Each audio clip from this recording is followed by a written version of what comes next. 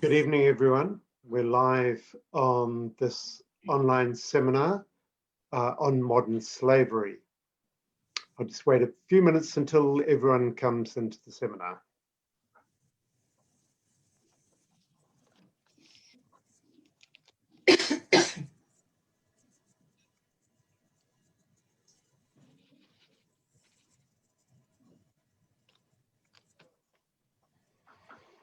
Okay. Kia ora, ngā mihi nui kia koutou, ko barikotsa ho, ko rangatira ki te putea whai whakaaro.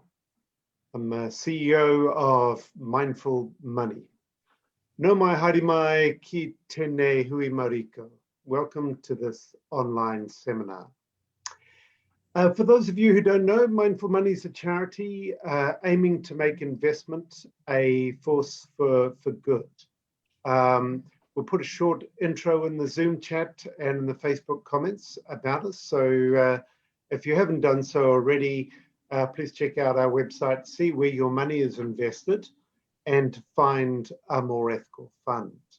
As part of public outreach and education, we have been running online seminars. All of the 30 seminars so far are on our website with full YouTube recordings and a short summary, and you're more than welcome to visit those. And at the end of the evening, end of this seminar, we'll let you know about our final one of this series, which is happening next week. So I'm really pleased to be doing this seminar on modern slavery. It is an absolutely crucial issue, and I think we've got a fabulous panel here assembled to discuss it. Before we start, if you have any questions or you want to make any comments, please enter those into Zoom chat. And we'll then pick them up as we go through the seminar. So don't feel like you have to wait for a Q&A session. We'll just feed in your questions as the discussion goes along. For those of you on Facebook Live, do the same, please, in the comments section of Facebook Live, and my colleague Amy will feed them through to us here on the Zoom call. This is what we call a short, sharp seminar, and we're going to finish by 7:45. So everyone's going to talk really, really quickly. Only joking. Tonight we're talking about combating modern slavery, and we're particularly looking at investor action, but we're also delving into the issue more broadly. So around 40 million vulnerable people each year are exploited for profit through different forms of enslavement. The vast majority of them are women and children. In this seminar, we're looking at the evidence of modern slavery in New Zealand and in the supply chains of New Zealand companies. We're looking at initiatives being taken by government and companies, and we're looking at some of the international experience with legislation and investor action. So I'm going to introduce the speakers one by one. And first of all, to kick us off with an overview of research and generally the area of modern slavery, I have great pleasure in introducing an old friend, Dr. Christina Stringer. She's Associate Professor at University of Auckland. She's co-founder of the Centre for Research on Modern Slavery.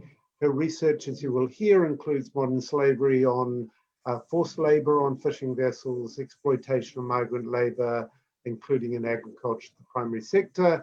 And she's really well versed in these subjects, and it's a great pleasure to welcome you, Christina.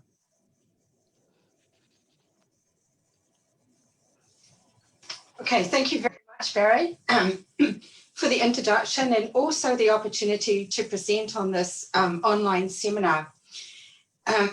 As Barry said, the University of Auckland Business School has recently established a Centre for Research on Modern Slavery. And what we hope to do with this centre is to foster research on modern slavery with a particular emphasis on the role that business plays, both in sustaining the practice as well as contributing to its eradication. Now, over the last decade, I have been engaged in 3 major research projects into the exploitation of migrant workers here in Aotearoa, New Zealand. And so with colleagues, 10 years ago now, I researched labour and human rights abuses in the foreign charter vessel sector of the New Zealand fishing industry. And in particular, this was the exploitation of Indonesian migrant fishers working on South Korean vessels, which were fishing in New Zealand waters on behalf of New Zealand companies and quota holders. And here we identified extensive labour and human rights abuses. Following that research, I was approached by a coalition of NGOs who formed the Human Trafficking Research Coalition to commission empirical research into the exploitation of migrant workers in New Zealand. And so that was a 2-year project. And then most recently with colleagues, I undertook research on behalf of MB into the exploitation of temporary migrant workers. And that research fed into the extensive review that MB is undertaking into exploitation in New Zealand, and from which they've announced several key initiatives. You know, as I reflected on those last 2 research projects, the project I undertook for MB and also the project I undertook for the coalition of NGOs, I asked myself the question, what is different? Has anything changed? And if anything, exploitation has continued to flourish and it's deepened in New Zealand, and increasingly the exploiters are becoming more creative. So what does exploitation look like in New Zealand? Migrant workers have been denied their entitlements under employment legislation, some paid as little as $5 an hour. They've been required to work excessively long shifts. Some have been required to work 90-hour weeks, but paid for 45 hours. A number of those migrant workers I interviewed have been required to pay cash back to their employer. So they're paying for the privilege of being able to work for the employer. They're also paying for visas. Also, taxes have been deducted from the migrant workers' wages, but not paid to the inland revenue. And migrant workers have been told in regards to holiday pay, when they've asked for holiday pay, well, I'll give you holiday pay, but you'll lose your job. So this continual threat over migrant workers that they'll lose their job if they do anything to speak out against their employer. Migrant workers have been subject to CCTV surveillance as a means of control, multiple other forms of control as well, subject to threats and intimidation. You know, essentially what we have here is a power imbalance. There's been those that have been physically abused, and in the case of the foreign charter vessel sector, sexually abused.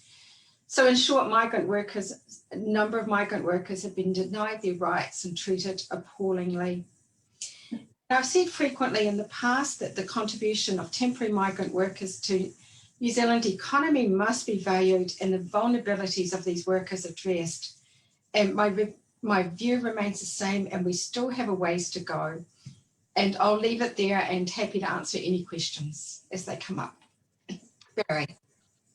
Thank you very much. That's a great way to kick us off. I guess most people in New Zealand don't understand the extent of those issues and the exploitation of workers. So it's wonderful that you've been doing that research and can highlight those instances, because this is not what we expect in our country. Let's pass to you, Tanya. Tanya Donaldson, to pick up the story. A very warm welcome to Tanya. She's Manager for Employee Systems and Assurance at the Ministry of Business, Innovation and Employment, MB.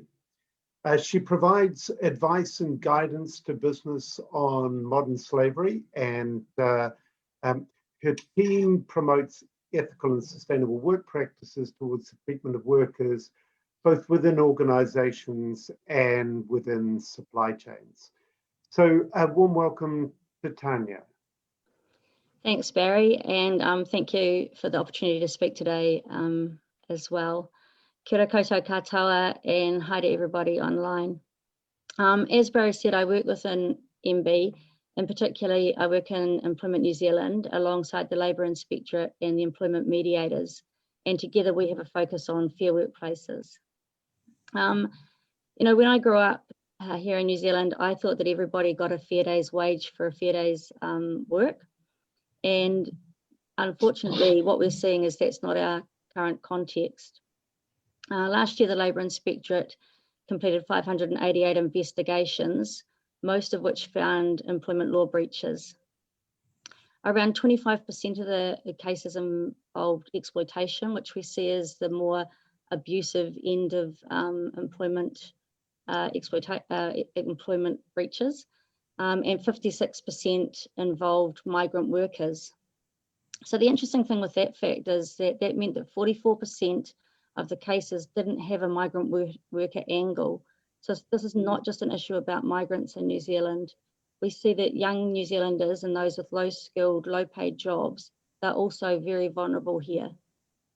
This year we've seen Joseph Matamata found guilty of 10 charges of human trafficking and 13 charges of dealing in slaves. We've also seen a range of employment law breaches in the horticulture sector. And in many of those cases, the produce is destined for supermarkets, compromising those supply chains, as well as ultimately compromising their customers and their investors. It's not that long ago that we found widespread non-compliance with employment standards among the subcontractors in undertaking the Chorus broadband rollout as well. I think 2018 that was. So while government has a focus in this space, including seeking broader outcomes through government procurement and the development of a cross-government plan of action against forced labour, people trafficking and slavery, it's not something that government alone can address. Like workers, procurers and consumers, investors can influence business behaviour. There's already an increasing move to responsible investment approaches that see investors pay attention to people and planet considerations alongside prosperity. However, some investors and businesses are engaging in this space. In general, it's embryonic. And so even when investors want to do the right thing, they don't always know what that is. Fortunately, increasingly, we're seeing organisations making resources available to support the decision-making, like Sorted and like your site, Barry, Mindful Money, and also our Employment New Zealand Ethical and Sustainable Work Practices resources. So how can investors start this journey? I think that you can start by making a few simple inquiries when you're investing, either in your current investments or before you go into an investment. Like, does the organisation have a code of conduct or policy outlining expectations around business ethics and treatment of workers? Do they regularly report on the social area of sustainability, including treatment of workers? Do they have a supply chain map? And have they looked to see where their greatest risk is of poor treatment of workers and how they might mitigate that risk? And do they have systems in place to obtain employee voice feedback or offer whistleblowing services? My thought for the audience today as we head into this discussion is, what can you do or are you doing in this space? Thanks, Barry. Cool. Thank you, Tanya. That's great.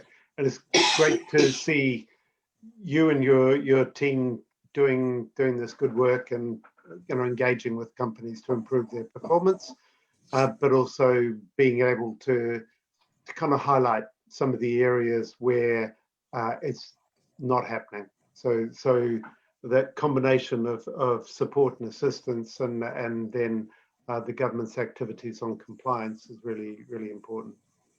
Let me introduce Remco. Remco Slim is product manager at Sustainalytics, which is a global research and ratings agency.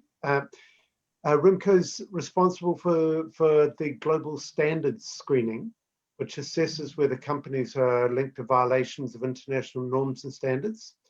He's also an active member of the Dutch section of the International Commission of Jurists and their working group on human rights and business. So thanks very much for joining us, Remco, very early morning where you are. So warm welcome. Thanks, Barry, and thanks for having me. And yeah, indeed, we at Sustainalytics are also developing our capabilities with regard to this topic.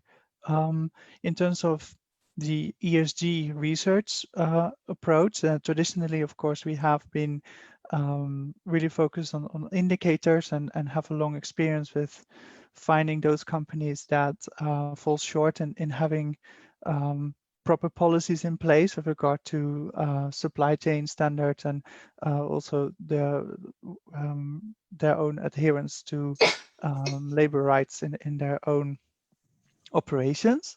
Um, but yeah, increasingly the legislations that our investors are confronted with, but also their voluntary commitments, such as to the United Nations Principles on Responsible Investment, the UNPRI, but also companies signatories to the Global Compact, supported by the investors, also drives the responsibilities that investors have to look at modern slavery risks in their investee companies, which directly links them to the issue.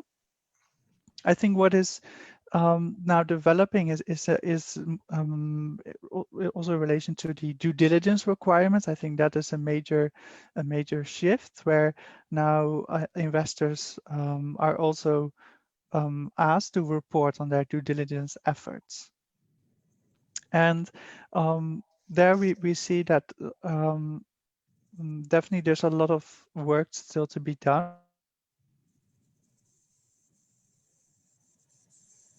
To be taken is that the investors should really start to focus on the risk to the people, obviously, and salience. And therefore, it is important that investors can start with making a kind of a heat map of their portfolio and draw the links. And where you see a clash with like a traditional approach and how this topic should be tackled in our view is that for investors, often they want to have a very consistent approach and very much robust, applicable to all companies. And this might result in the fact that, yes, investors integrate ESG, but maybe they only start taking action when, for example, across a certain time frame or when there are multiple incidents regarding a company, that then action is taken. However, that is when the incidents are taking place and known to the world, exposed by NGOs or by media. And ideally, investors start to make sure that they prevent issues to happen and identify risk before it is exposed. And also, yeah, then to take preemptive measures to engage with companies to uncover such issues. And yeah, there we do start to see investors now making these heat maps, looking into whether the policies are in place, but also like the scope of those policies, because we have seen this year as well, for example, in the UK, with the Boohoo company, that a company that has outsourced a lot of its production, might have really good policies on their own operations, but if they outsource their production and the scope of their supply chain, code of conduct and so on, and regulations about fees and overtime, if these are not transposed to their suppliers and the suppliers of the suppliers, this can result in a major risk. It's also financially material. So that recognition is certainly there, and some leading examples that we see is that, for example, some investors start to conduct their own audits on the ground. So we have seen the Council on Ethics from Norway hiring local auditors who are going to interview workers in the supply chain of companies they invest in, and then start to engage with companies. And that is not always possible and not very consistent. Maybe you cannot go to certain countries, so you automatically as an investor take a stance by going after maybe one company. But I do think that it is about making that step and to start somewhere to uncover these. And then also, some investors might decide to divest at some point because there's no recognition at the side of the company or accusations that it is Western values and so on. But I do think that then for the investor community, there always remain opportunities to not walk away, but also to keep engaging on such instances and encourage companies to step forward when they have uncovered issues in their supply chain and not disincentivize them. Good. Thank you very much, Remke. That's great to have that investment overview, and we'll come back to a number of those issues in discussion. Thanks to those already posting a few comments in chat. Fiona White is a journalist with Newsroom, has just published a fantastic article on Newsroom that I read yesterday, called Hard Labour in Paradise. It's in the chat, so if anyone wants to go and have a look at it, it's about Tongan workers in Apotiki, and it's not only a kind of really sort of heart-wrenching story, it's also beautifully written, and so it's a really well told story. So thank you, Fiona. That's brilliant. Christina, can you give us an overview of some of the things happening on modern slavery in New Zealand? Because I know a lot of the people involved, and there do seem to be lots of intersecting working groups setting up and campaigns and so on. I know, for example, that World Vision and Trade Aid are working on some advocacy work. I know you're involved in some research working groups, and of course there are some government working groups as well. You're probably pretty well placed to give us an overview of some of the things that are happening. Thank you, and feel free to jump in and fill in any gaps that I overlook here.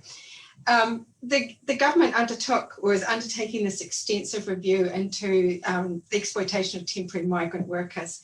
And out of that review, which is the research that my colleagues and I have fed into, but out of that review, they've introduced a number of initiatives. And those are all available on MB's website, and it's very much about preventing exploitation, it's about protecting workers, migrant workers, and it's about enforcing. Another thing MB's done is they have updated the plan of action to prevent people trafficking, forced labour, people trafficking and slavery. And so that was open for submissions. It's now closed for submissions. And so they're working through that. And I'm on MB's reference group for that. Increasingly, there is momentum building in New Zealand for a Modern Slavery Act.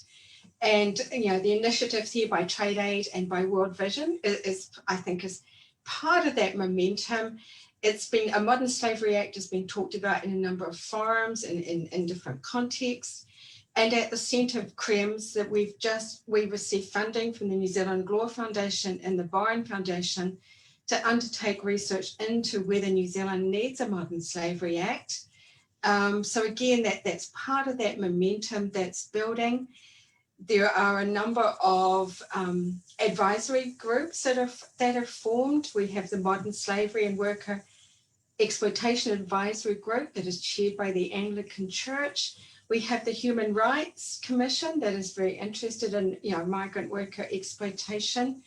There's also a Migrant Exploitation Relief Fund Trust that has been formed by a group of like-minded people.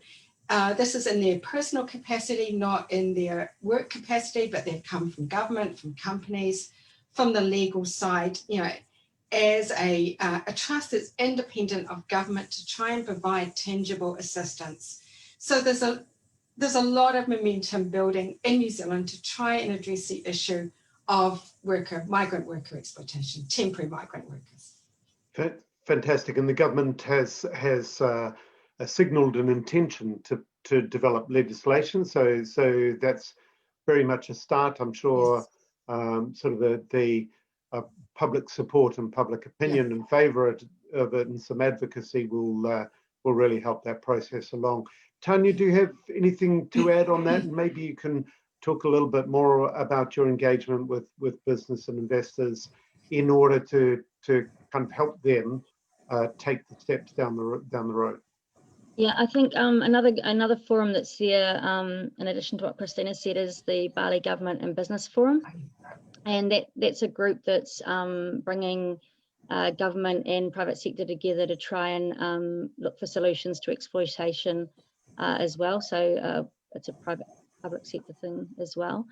In terms of the kind of work we're doing, maybe to bring what we're seeing alive, because I read a couple of the questions in there about what kind of abuses there are and if they're grey areas and things.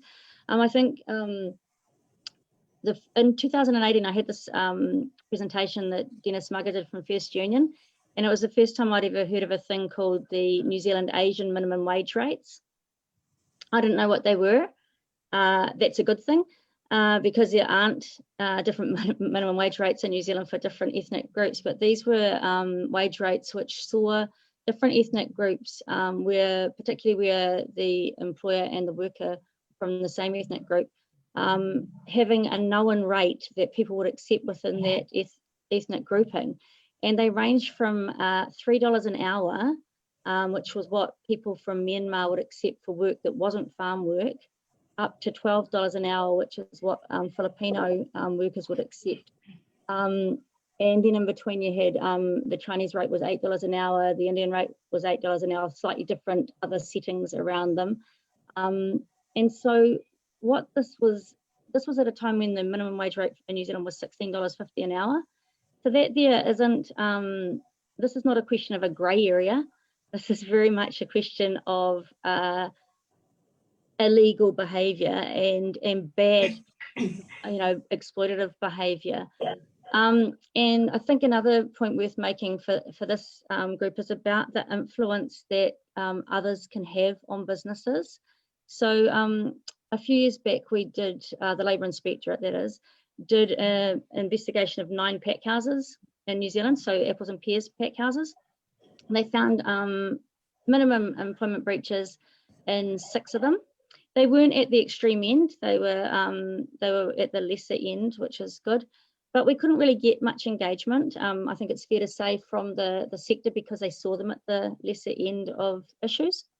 But we did put out a media release here in New Zealand, and overnight that media release got picked up in the UK. And what happened was, allegedly around midnight, Morrison's in the UK, which I think at the time was about the 4th largest supermarket over there, someone from there picked up the phone and rang up the head of apples and pears in New Zealand and said they wanted to know which pack houses were supplying their fruit to them. Suddenly we had a sector that hadn't been particularly interested in what was happening, being very, very, very interested in what was happening. And first thing in the morning, I don't know if it was about 7, that's what I heard, they rang up the sector lead in the horticulture space for the Labour Inspectorate, and were asking them to either retract their statement or put out a statement, issue a statement saying that the exploitation wasn't, the breaches weren't particularly bad. That's not really the game we're in, because minimum employment standards in New Zealand are just that. They're a minimum, and they're not that high a bar to actually get above. And so we weren't prepared to put out a statement, and as a result, apples and pears started on a journey, which we now see them as one of our better performing sectors. And so they started on a journey looking at putting in like a field to fork kind of assurance systems, like systemic assurance systems in place, and they are putting an employee voice. The other really interesting thing, I think, from a financier and investor perspective, was that apparently about 3 weeks after Morrison's had rung up apples and pears, they had a call from one of the major trading banks in New Zealand who said they also wanted to know which pack houses it was, because they were wondering if they were financially viable anymore. And what apples and pears will say themselves when they tell this story, and they do tell this story, so it's a good news story, is that they suddenly realised that if you don't treat your workers right, you're actually putting your business on the line. And I think that's the thing. So when you're investing in a business, I don't think you want to invest in businesses that are putting their business on the line because they're not treating their workers properly. So that's the kind of influence that the people outside of the business can have on getting people to do the right thing. it's not likely that the Labour Inspectorate is going to get to every bad, poorly performing business. But if we all play our part by looking for the right signals, we'll get a much better outcome here in New Zealand. That's a really nice story, and it highlights some of the mechanisms of accountability. So in the past, I've done a lot of work on labour rights and that mechanism of accountability to the retailer, where customers expect their retailers to be the ones who are responsible. They trust their retailers to take care of issues like that through the supply chain. And so that nice example of Morrison shows that. And on the other side, that increasingly people are expecting the places they invest in to also observe those standards in their investment, where their money goes. And that's very much what mindful money is all about. But Remco, can we sort of pick up on that issue of accountability in investment? So you're in a position of kind of looking at a range of companies and how they operate with regard to issues like modern slavery and other human rights issues. There's been a question come in to say, what are the red flags you look at? Are they countries that they operate? Are they high-risk industries? Are they whether or not the company does an independent audit on their supply chain? Is it whether or not they disclose who their suppliers are? What are the flags that you're looking for?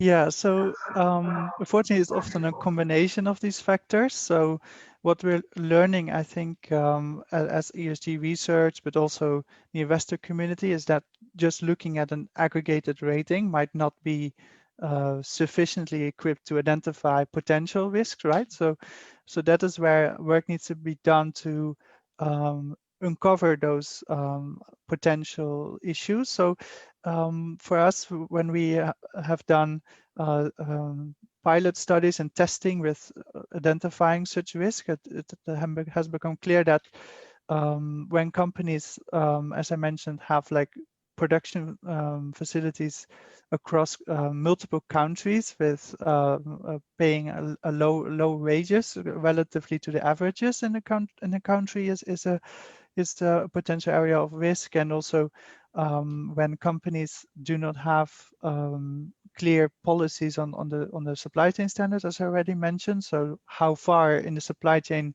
it is expected for a company to do audits for multinational, for example, is a factor that is high risk. And yeah, so the also whether there are auditing in place and when there is no mapping of a supply chain or an effort to list suppliers. It is very a fraction of companies that does that now. Often like large multinationals like Apple or BMW with very conflict minerals or with known forced labor or child labor issues, they start doing it, but it needs to, when you go deep in the second tier or the third tier suppliers of these companies, it's not there. So yeah, we're really looking at the void in the data still. And therefore it is seeking a combination of those factors to run through basically some rules to identify where in your portfolio there might be actions needed. Because as you said, if you're an investor, you want to be proactive about this, right? So you don't want to wait until you see a problem exposed, until there's reputational risk and the share price goes down and you lose your investment returns. You actually want to make sure that the company is putting the systems in place to prevent incidents of modern slavery from occurring. Yes, absolutely. And that's also for us, like when our research hits the radar of portfolio managers or investors, it's often because it's already been in the news and we know what the issue is about. And ideally, we as Sustainalytics also cover issues when they're not really known yet, not confirmed by multiple sources. So ideally, we also help investors to already look at those issues where there might be something going wrong, but where there's like still like not enough information for us to make a rating change, for example.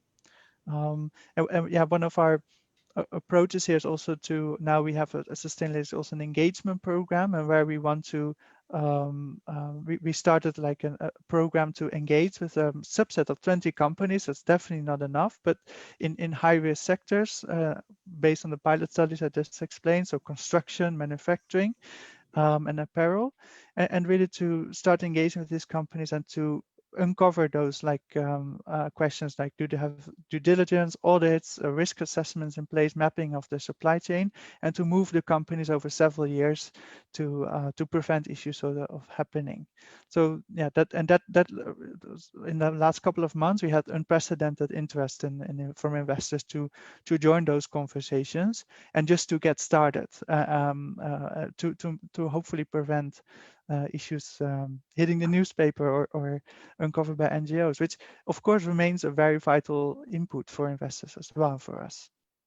And a question from Julian on the chat is, in doing that, you're also kind of, there's a question about how this impacts on financial return, because on one hand, if you take shortcuts and don't pay people well, then it may appear that you're making short-term profits, but actually over time, the company is exposing themselves to risks that may end up being far higher in terms of the costs in future.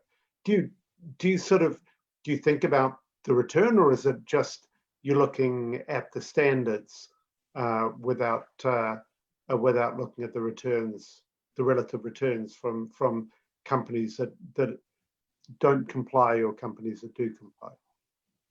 Yeah, we do not look at returns of companies when assessing an issue in a supply chain. We do assess based on our like methodological testing and frameworks such as materiality-based frameworks on ESG. We do recognize that an issue deep in the supply chain might be less material for a company that has not a huge profile like Apple or Google. But for our research, like that's more for the aggregated ESG rating, but underneath and in a separate research, investors are, based on their own due diligence requirements, which is focused on international norms and standards, and that's the work that my team is involved in. There we simply look at whether there's a violation of ILO standards or human rights or not, and whether the company was causing it or contributing to it or linked to. And there the materiality question is not relevant, but more, does the company have leverage to or knew about this, and can it prevent it happening again? Yeah, to answer the question, no, I do think that indeed on average it's not it might be beneficial for the bottom line to save costs as much as possible. That's why we have these supply chains as they are globally. However, I do think that looking at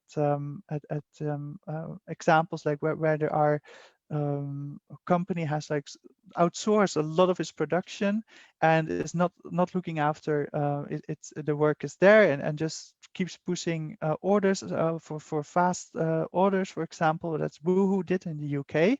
So it's not only happening in emerging markets, it's also an issue in developed markets. We have seen there's a huge materiality backlash, and Boohoo stock value was cut in half.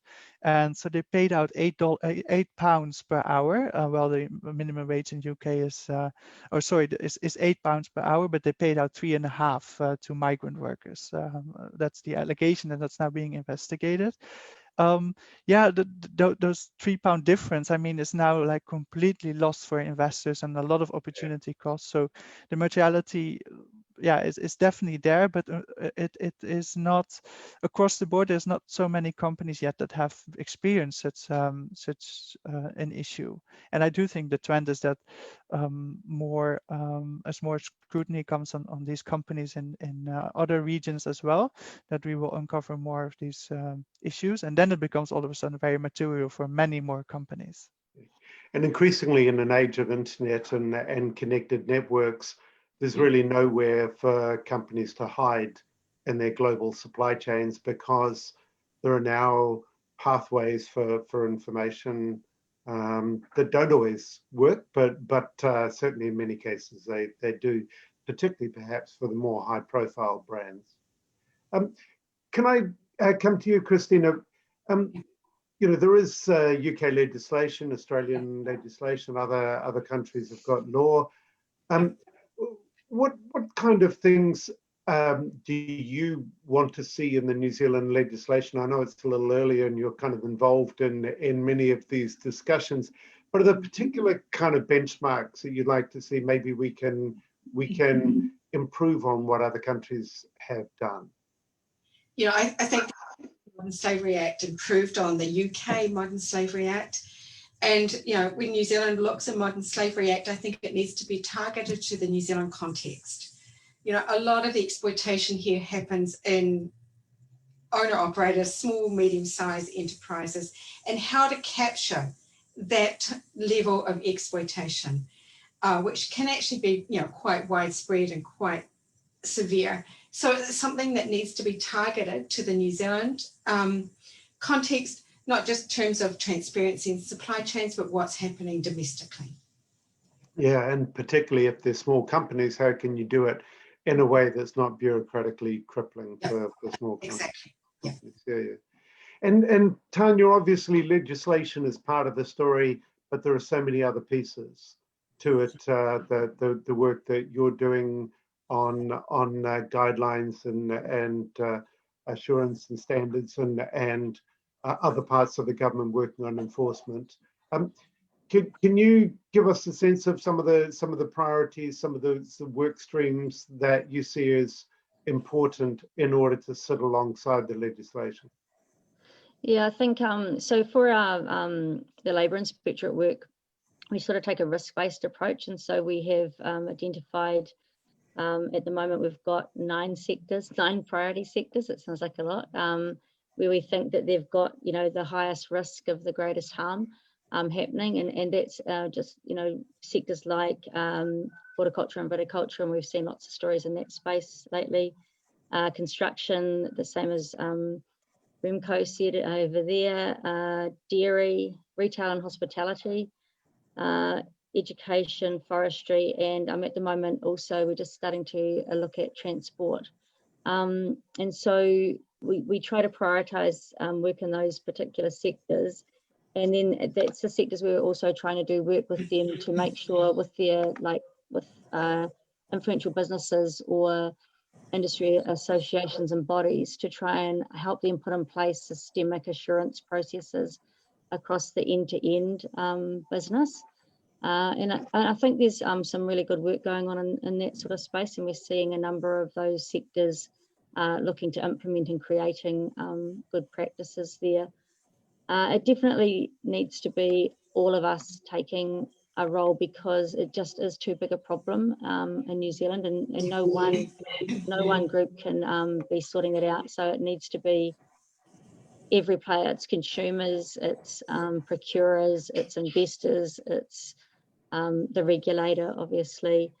Yeah, just it's everybody taking an interest, and I think it's about realizing that bad things happen here. The problems that we're talking about aren't just in the supply chain offshore. Increasingly, as Christina already pointed out, we have got some very, very bad behaviour happening in New Zealand. Yeah, well, that's I think that should be a kind of real wake-up call to anyone who's listening to this. The fact that we pride ourselves in many ways of being sort of well-regulated, compassionate, kind society, but actually these kind of practices are anything but.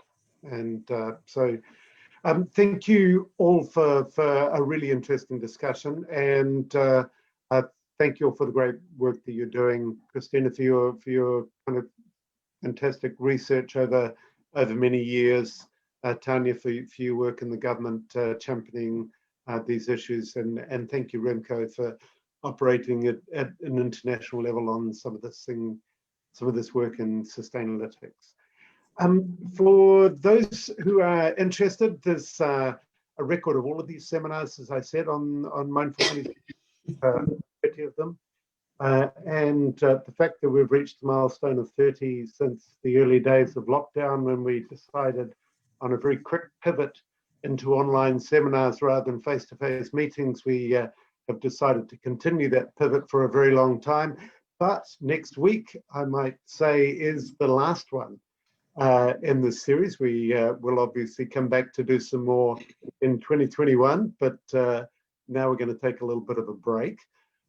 So next week, we're going to do a wrap-up of the 30 seminars and include some of the highlights of those. So so please, for everyone, do join us. We'll make it kind of a nice overview of those, and particularly if you missed one or many of them, then we'll do a very quick run through them and give you a flavour of what we've been doing.